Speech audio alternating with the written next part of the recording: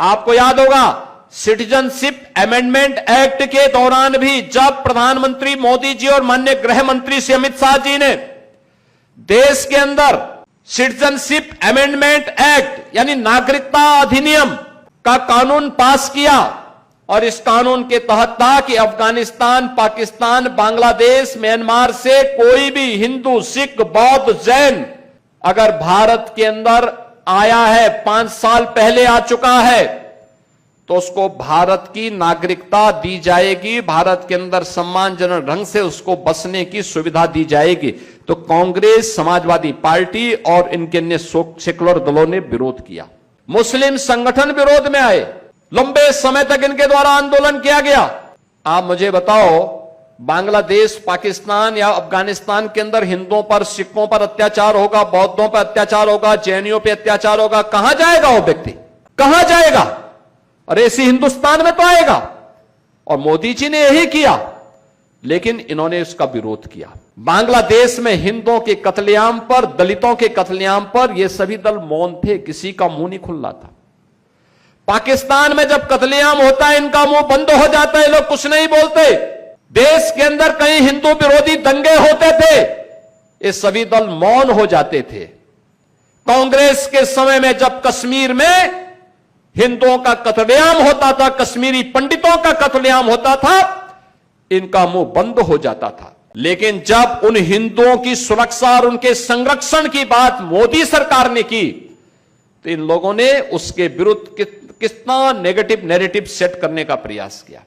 उसके खिलाफ धरना, प्रदर्शन, आंदोलन, तोड़फोड़, आगजनी, ये सब करने का प्रयास किया था। और ये वहां तो दिल्ली में तो क्या ही, इन्होंने यूपी में भी, देश के अलग अलग राज्यों में भी तोड़फोड़ करने का प्रयास किया था। जब उसमें विफल हो गए, उसके बाद इन्होंने किसानों को भड़काना शुरू किया, किसानों को भड़काना शुरू किया। किसानों का आंदोलन पंजाब से, हरियाणा से लोगों को बहका बहका करके लाते थे, भड़काते थे।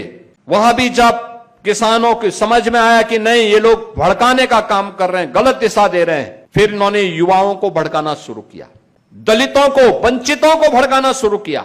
और जब उसमें भी फेल हो गए, अब छात्रों को इन्होंने अपना निशाना बनाना शुरू किया। आपको पता नहीं, जब यहां पे Uttar Pradesh public service commission के चेयरमैन के रूप में ऐसे व्यक्ति को इसने अध्यक्ष बना दिया था जो उसके योग्य ही नहीं था। और जब उसके समय में एसडीएम की भर्ती होनी थी, 86 भर्ती होनी थी, 86 में से 56 एक जाति विशेष के समाजवादी पार्टी ने सिलेक्ट कर दिए। टॉप कौन किया था? जो हाई स्कूल में 3rd डिवीजन, इंटरमीडिएट में 3rd डिवीजन। याद करना, वे समाज को जाति के आधार पर बांटेंगे, जाति के आधार पर फेक अकाउंट गठित करके एक जाति से दूसरी जाति को गाली दे रहे हैं, दूसरी जाति को दूसरी जाति को गाली दे रहे हैं, और फिर जातियों को आपस में लड़ाने का पाप कर रहे हैं। उसके नाम पे धरना प्रदर्शन करवाते हैं। थोड़ा सा मौका मिलता है, याद रखना, इनकी संवेदना किसी गरीब के प्रति नहीं, किसी किसान के प्रति नहीं, किसी गरीब परिवार के प्रति नहीं है, इनकी संवेदना माफियाओं के प्रति होती थी। आज उत्तर प्रदेश माफिया मुक्त है, गुंडा मुक्त है। इस समाजवादी पार्टी को कैसे स्वीकार्य हो सकता है? कांग्रेस इसको कैसे स्वीकार कर सकती है? क्योंकि उन्होंने तो प्रदेश में कर्फ्यू दिया था, उन्होंने प्रदेश में दंगे दिए थे, उन्होंने प्रदेश में उपद्रव दिए थे, उन्होंने प्रदेश में लूट खसोट दिया था, उन्होंने प्रदेश में अराजकता दी थी। और उसी अराजकता का शिकार बनाने के लिए इनके द्वारा लगातार शरारतें की जा रही हैं, लगातार शरारतें की जा रही हैं, लगातार। कभी वह जाति जाति को भड़काने का काम करते हैं, कभी किसानों को भड़काने का काम करते हैं, कभी युवाओं को भड़काने का काम करते हैं, और कभी छात्रों को भड़काने का काम करते हैं।